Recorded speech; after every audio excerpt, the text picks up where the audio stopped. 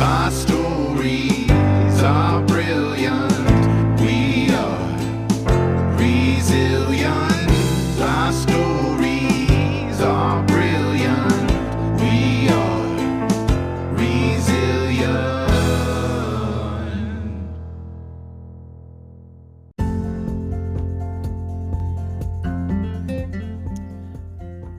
Welcome to the Courage Checklist. I'm your host, Jennifer Chambers.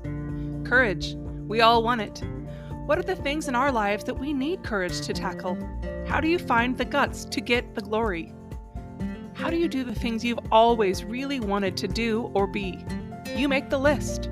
You check it off. It sounds simple, but actually doing the hard stuff, the soul-deep stuff, it's not always easy. Find inspiration, ideas, and companions here who also keep trying no matter what. Let's talk about what's on our lists, from giant dream to tiny wish. We share stories of triumph, struggle, joy, and yes, failure, but we keep going together. What's on your list?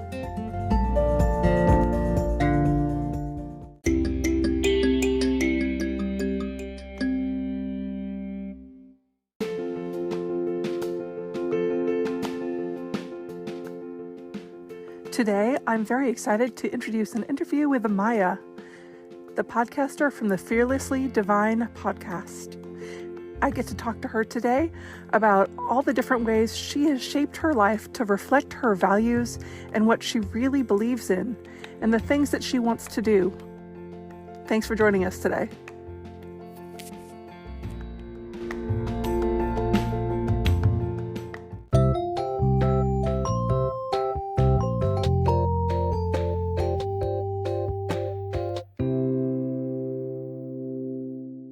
Well, hello, everybody. We're so excited today. We have Maya here with us from the Fearlessly Divine podcast. Thanks so much for being here, Maya. Hi, how are you? Thanks so much for having me. Oh, I'm so good, and I'm so glad to see you. So, to start with, if you could tell our guests a little bit about who you are and where you are and what kinds of things you do.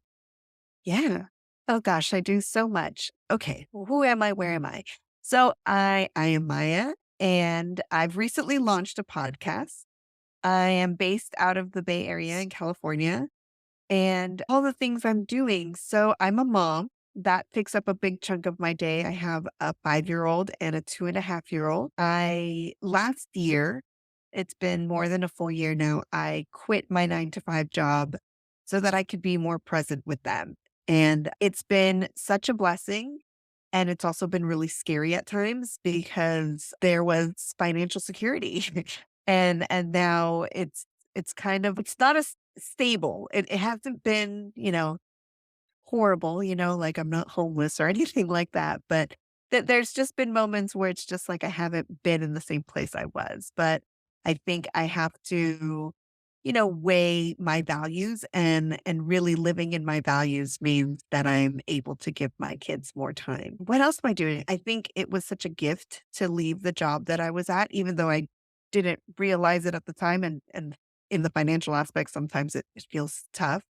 But being able to leave that job has really helped me unlock my creativity. And it's kind of sent me on many journeys, I think, that I maybe would not have gone down before. And so one of them is an entrepreneurial journey where I launched my own business. And the other is this podcasting journey where, like, who would have thought? Like, at the beginning of last year, I would have never thought that I would have had my own podcast. And my podcast is still new, but it's really fun for me. I love connecting with the people that I've been connecting with, you yourself included. We would have not met had it not been through that journey. And yeah, I mean, besides that, I'm also a dog mom. My dog is very important to me in my life. And yeah, I think that's who I am. I mean, there's so many more ways I could answer that question too, but Of course. Well, the thing that struck me and has consistently been so interesting to me about your story is, I mean, imagine the amount of courage it took for you and the guts it took for you to quit your job, just walk away and be like, I have to pick something else for me and for my family and make it work. And you're doing that. And yeah. it's incredible. So tell me kind of about what came about and how you got to that decision. Yeah. Well, so I was working at this job, and I do talk about this on my podcast a bit, where I had been with the same organization for a while and I had been promoted up and up and up and up. And great things happen when you get promoted. You can make more money. And that's always good. And I was also feeling removed from work that was really making a meaningful impact and found myself dealing, maybe just to kind of keep it brief, more with like HR type related issues. And it just wasn't really feeling in alignment with me and my values anymore. And actually to the opposite extreme of, there were some decision making happening from people in higher positions where I felt like I didn't have the power to kind of fight back against those decision making processes. And those decisions that were being kind of passed down were completely not in alignment with my values. And so it just became like I just felt like this job was soul sucking. I know that it's kind of extreme to use language like that. The more time and space I've had away from it, I also realized like you don't say words like that on accident. And another gift of stepping away from the job is that it's really set me on this path of healing and my spiritual development. And so I would say coming to that decision of leaving the job was very much a spiritual decision. I just had to have complete 100% faith in God or the universe or whatever term you prefer, and that I was going to be fine. And I'll tell you, I think most people, or I'll say women, because I think it's unfortunate, but I think it happens that as women, we're often the ones that are feeling like we have to choose between the career or the family. Mhm. And I could go on that whole thing for a while too, but I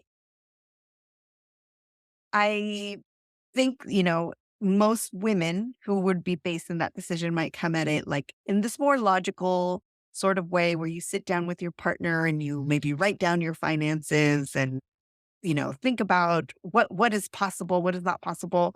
We didn't go through that process. It was just the 100%, the universe is going to catch me. I'm going to take this trust fall. And so it really, I think in many ways I'm still in that trust fall. I'm still in this process of trusting. But as I said, so many good things came from leaving the job that I could have never even imagined. You know what I mean? Like there was no part of me that was thinking Maya's going to start a business, Maya's going to start a podcast, Maya's going to get the opportunity to connect with so many amazing people and have so many amazing conversations. And at the same time, take my kids to the park and take my kids, just being with my kids as at this young age that they are. It has been over a year now, and I do feel like it's time to kind of transition into something else. My older daughter is going to start kindergarten soon. My youngest daughter is 2.5. And so I think she's at an age where it's okay if she goes to daycare and is having some peer interactions. I think it's good for her development at the stage that she's at. And so I think I still want to maintain flexibility in whatever it is that I'm doing so that I can be present with my children. But I'm also, I guess, willing to transition a bit too now. Mhm. The thing that I love is how your choice was so intentional. It was whether or not you had a net, you were going to leap and felt guided and absolutely certain that you would succeed and find a way to make it happen. Mm-hmm. I think that that really strikes a chord for me. We've kind of done something similar in that we've changed. My husband changed his jobs and is following things that are more in alignment with how he feels, and so that Yeah. we can do other things together as a family. And I really feel that that as a whole, society is understanding that that choice is possible now. I don't know. Yeah. I felt so much before we made that choice. It sounded like it was crazy. Like, oh my gosh, who are we to, walk away from something that is guaranteed and then do something different? That was really hard. But Yeah. But similarly, it's working out wonderfully, and I'm so glad. So tell me, what does your podcast look like? Who's your ideal podcast guest and listener? Yeah. So I think, okay, so what does my podcast look like? So I'm doing, I think, a combination of me doing some mini episodes of just sharing portions of my journey or, I think tips from my healing path. And I'm also interviewing different people. So far, it's been all women, but I don't think it would be necessarily exclusive to women. And so I think the ideal audience is just like anybody who this message resonates with. And really the message that I'm trying to get across is that so being that it's called fearlessly divine, like when we fearlessly live our lives, sorry, in alignment, then the divine does comes through us, and I think miracles happen. And I'll be honest, it's not, like I'm living every day miraculously. Like I've had my hard moments. Right. And so I think the podcast like also talks about like the realities of those hard moments, but also gives some tips and some information like if you are stuck in this hard time, what has worked for other people in getting through that. It's not going to be the same for everybody. It's not going to look the same for everybody, but I think if we start to piece together other people's stories, you can, try one thing, experiment another thing, and eventually you do find something that works for you. I love that. I do love the show. It is really interesting to have. I like the different mix of episodes that you have between interviews and personal stuff. I like that. For me, that's really great in a podcast so that I can get to know the podcast host. And I appreciate that. I like that a lot. And yours? And thank you. Thank you. Yeah. And I think, it's still new. And so it may evolve. And I think ideas just will randomly come to me. So I know for February, I wanted to focus on like examining love, but maybe not romantic love, like different ways of thinking about love. And for March coming up, I want to focus on women entrepreneurs because March is International Women's Month. Mhm.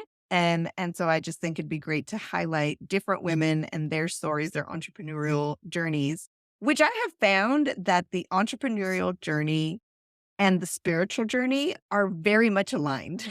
Like, I think you Mm. wouldn't think that necessarily when you think about somebody who goes to business school and runs a business if they're like the most spiritual person. But I think, and maybe this is not true for everybody, but I think there's a lot in business that also matches very much the spiritual path.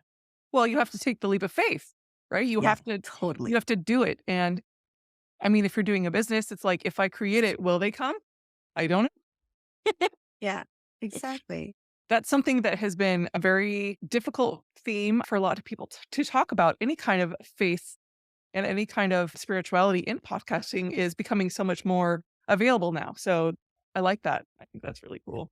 I think so. I kind of, and maybe it's like the people I surround myself with kind of thing, just kind of does seem like we are in this period in our collective history where more people are choosing to explore this path within themselves. And, I very much think it doesn't have to look the same for everybody and, interchangeable terms. But when you also really look at the core of like what people talk about, what people experience, like there are a lot of similarities across the board. And yeah, like I think there's room for all of it, right? We can be accepting of, how you choose to practice your faith.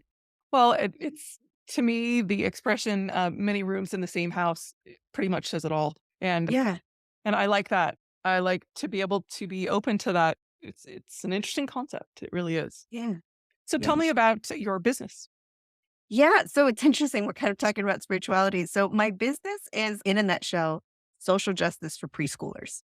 So my work has always been in early childhood, working with young children and working with families who have young children. And after stepping away from the job, and I think my experience with my children really showed me that I have an interest and a passion for exploring these social justice topics, but approaching these same conversations through that preschooler lens. And so the work that I do is training with programs and with teachers so that we can prepare our young children for a diverse world and to prepare them to be accepting, prepare them to have the language to speak about diversity, and prepare them to seek justice and take action, participate in activism. So, yeah, I think it's important. I think it's also, I think, one of those things like you don't know what you don't know. And so I think people are, again, like I said, it's very much mirrors like that spiritual path. Like some people maybe are not ready for it. Some people are well on their way. And so I think there's a whole spectrum of where I can come in and support. But yeah, I've done trainings with, like I said, programs and teachers and like read alouds as well. Yeah, I'm getting ready to do a read aloud at the local library. Just coming up in a few weeks for, I mentioned Women's Month. So yeah, for International Women's Day. Yay! So have you thought about writing a book? Writing a book, maybe in the future. It's not something now, not yet. I'm not sure what I would write about yet. Well, I don't know. Just well, from what you're talking about, it sounds like an incredible kids book that you could then use.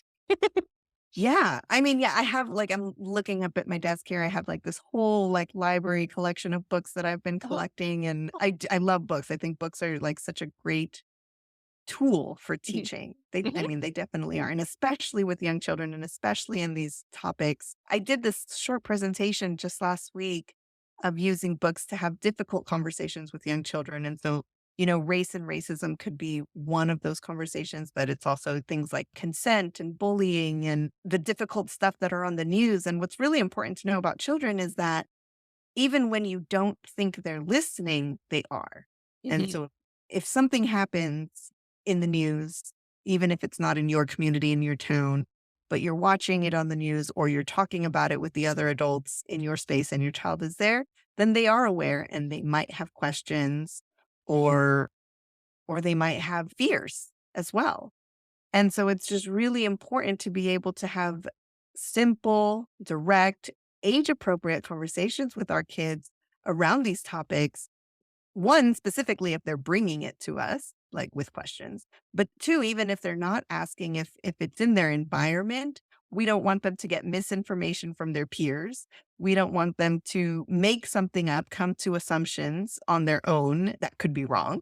We just want to be able to explain things in a way that's going to make them feel safe and that they can understand what's going on. And so, yeah, that's really the nature of the work that I'm doing.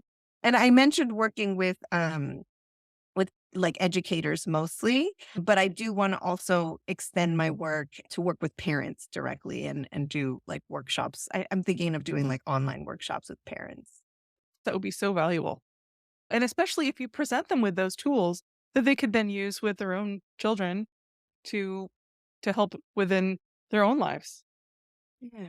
Do you have a favorite book, either like a kid's book or like a spiritual book? What are some of your favorite things to read?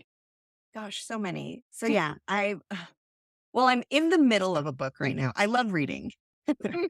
And yeah, like I said, I'm looking up here and I have all these kids' books in front of me, and then I have my own books. I would say Big Magic by Elizabeth Gilbert is one of my favorites. I'm currently reading, it's called More Than Enough, and it's Elaine Welter Roth's memoir. And what's interesting is I would say that her book really touches on both the social justice aspects and the spirituality aspects. So I'm really enjoying that book. I'm not done with it yet, but I'm enjoying it so far. Oh, those are great suggestions. I forgot I was going to ask you about the activism part of your work and what you do. Have you been able to introduce activism to your own kids and take them to things like marches and rallies and things like that? Yeah, more with my older daughter than my younger daughter. My younger daughter was born during COVID, and with my older daughter, we did a lot of stuff like that prior to COVID. And I would say, since COVID, it was harder for me, one, being pregnant at the beginning of COVID and then having a newborn. And then I'll just be flat out honest and say that the transition for me as a mom from 1 to 2 kids has been challenging. So I can't say that I've been organized enough to do those types of things. Like getting to the park for me is a win. With 2 kids. 100%. And if you get there with snacks and everything in the stroller, it's like double win. So I get it. Yeah, sometimes we do. I love it that you like to spend so much time with your kids and get to take them to the park and things like that. That must be one of the great happinesses in your life. Totally. I mean, I'll tell you, I just, I feel like I'm one of those people that I knew from very young age. As a little girl, I knew I wanted to be a mom. Mhm. And I was 26 years old. It was like I had just turned 26. I wasn't in a serious relationship. My birthday's in December, and so after my birthday, I traveled to Europe for the Christmas and New Year holidays.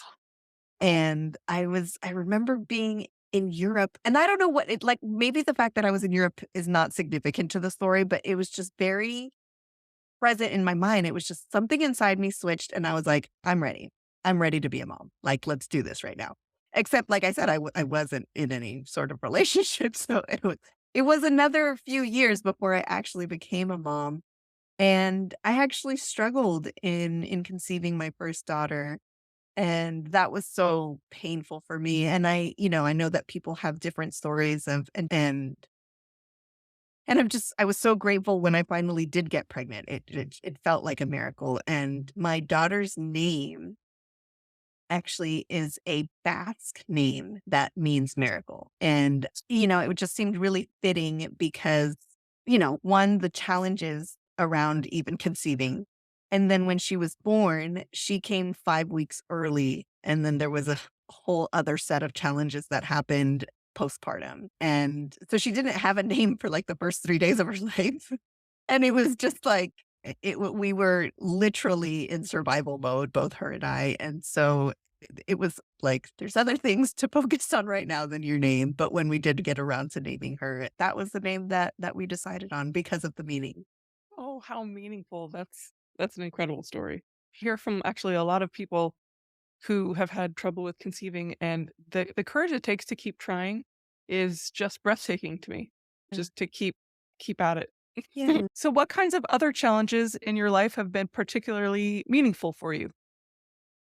Yeah. Well, I mean, I think that, like I mentioned earlier, that the entrepreneurial journey for sure is, Mhm. I think a whole bunch of like imposter syndrome shows up. Am I good enough? Is this idea good enough? Are people going to like me? I'm crazy for doing this. And being able to walk with that and then set it aside and keep going. And so yeah, I think that's one aspect. What other things? I think even just kind of I mean, I just say like life in general, like Uh-huh. there's so many unknowns and I think I've been in such a transition period of Mhm. my life that I really just kind of live by the motto of one day at a time Mhm. recently. And it's been a huge change of the personality of like the old Maya. So like, the old Maya like had her whole life planned out and just knew exactly who, what, where, when, why, all the things. And when things didn't go according to plan, I was a mess. And so, yeah, letting go has been a life lesson and, part of my spiritual path too, to let go, learning to surrender the outcomes to the universe. And then I think with the story that I shared earlier of leaving the job and not realizing all the great things that were on the other side, I think that is what happens is we're so scared to do whatever the thing is.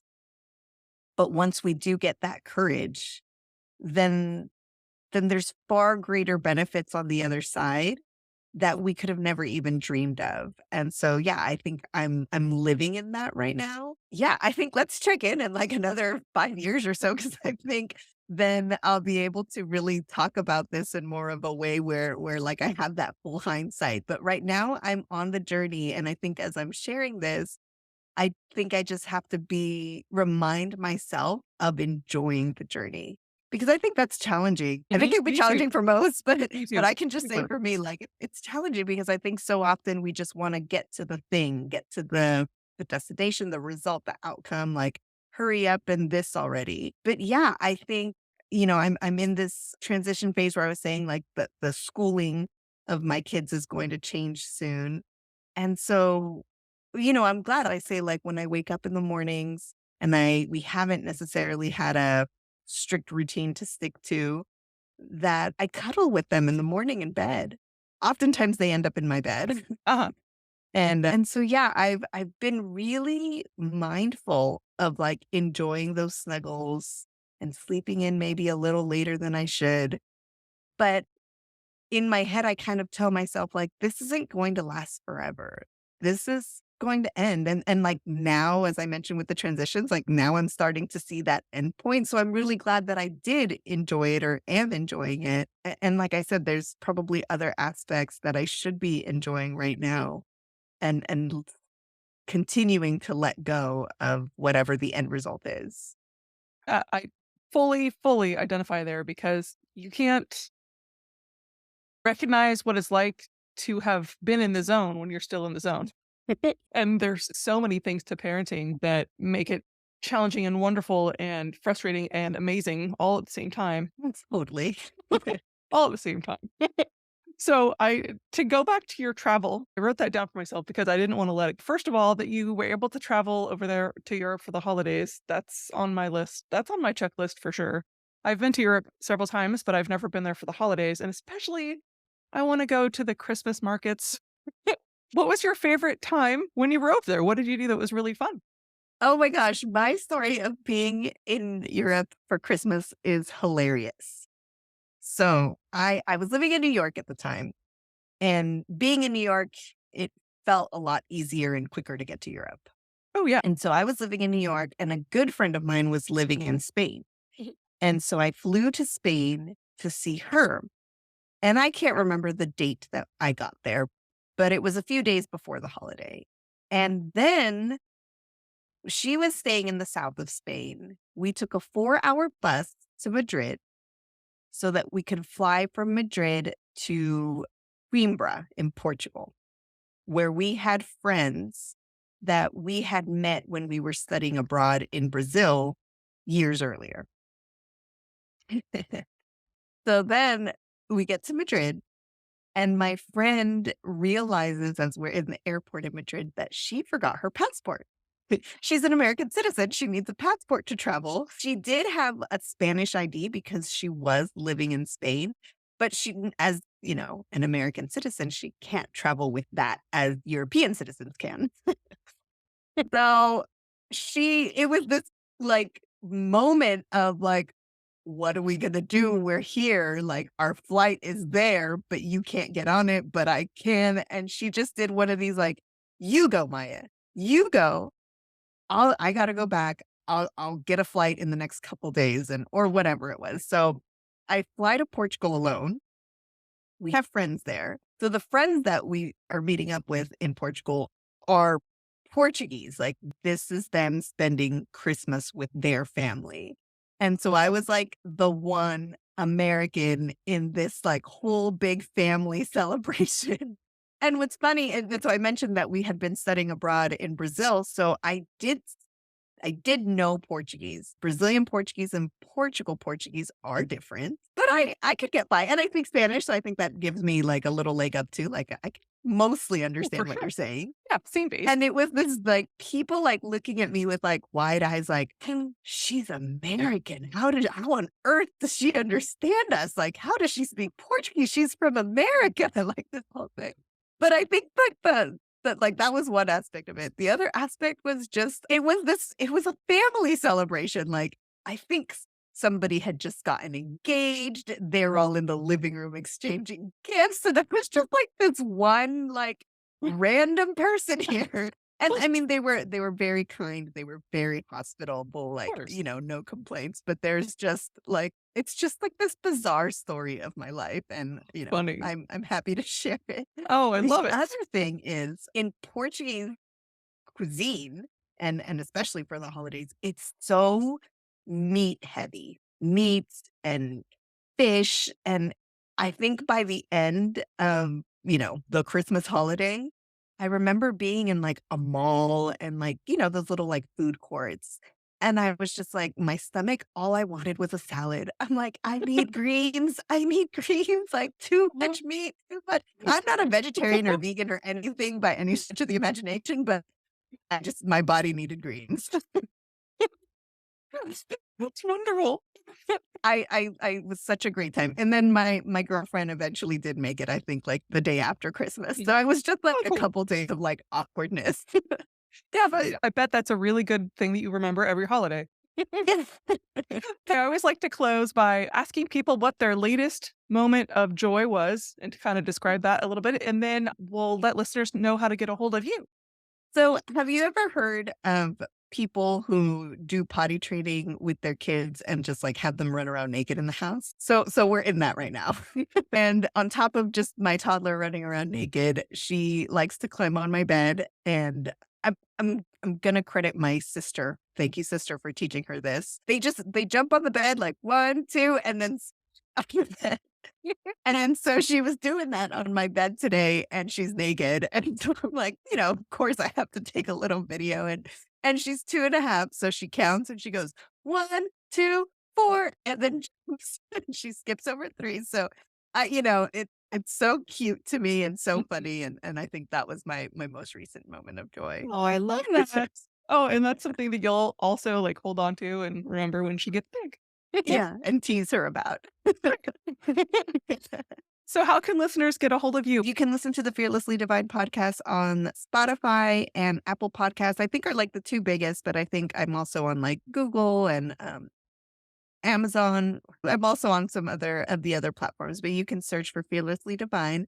And if you want to connect with me, feel free to connect with me at OmayaG on Instagram. It's at OHMAYAGEE.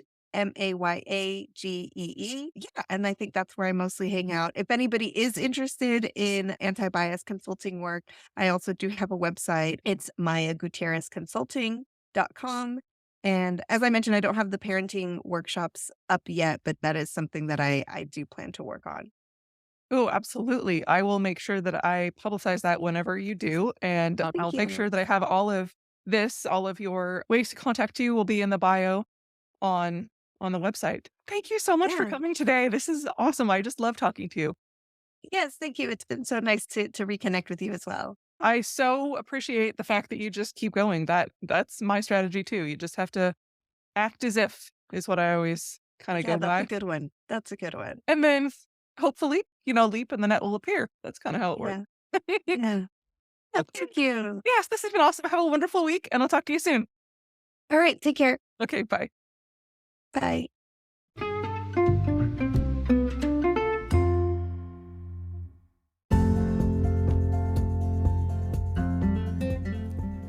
To close out this week, I always like to tell you guys about the wonderful books that I'm reading and share those. So this week I found a really great series on my Kindle Unlimited. Not an ad, just something that I really like. It's a series by Ellery Adams called The Secret Book and Scone Society. And it's a really, really fun little series about a woman who owns a bookstore in South Carolina. I mean, books about bookstores are the best, but it's a mystery series. I definitely recommend it. I've ripped through like the first 4 books in the series this whole week. So it's fun, easy to read, and just a delight. It makes you feel like you're there. The second book I have recommend this week is called Norwich, One Tiny Vermont Town's Secret to Happiness and Excellence by Karen Krause. I just started reading this. It's a nonfiction book, inspiring and thought-provoking about how these people in this town in Vermont are happy. So I thought that would be interesting to find out. And my third book, true to form, is a true crime book. It's called I Know Who You Are, How an Amateur DNA Sleuth Unmasked the Golden State Killer and Changed Crime Fighting Forever by Barbara Ray Venter. I haven't started that one yet, but I'm really looking forward to it. And I wanted to invite you guys this week. I would love to hear your favorite books or the books that you're reading. So please leave a voicemail on the show's website. And as always, the best way to support the show is to follow it and to share it with a friend. You could also leave a review if you're so inclined, or a rating. I would really appreciate it. And I can't wait to talk to you guys next week about some other fun stuff and some great books. Have a great week, and thanks for listening.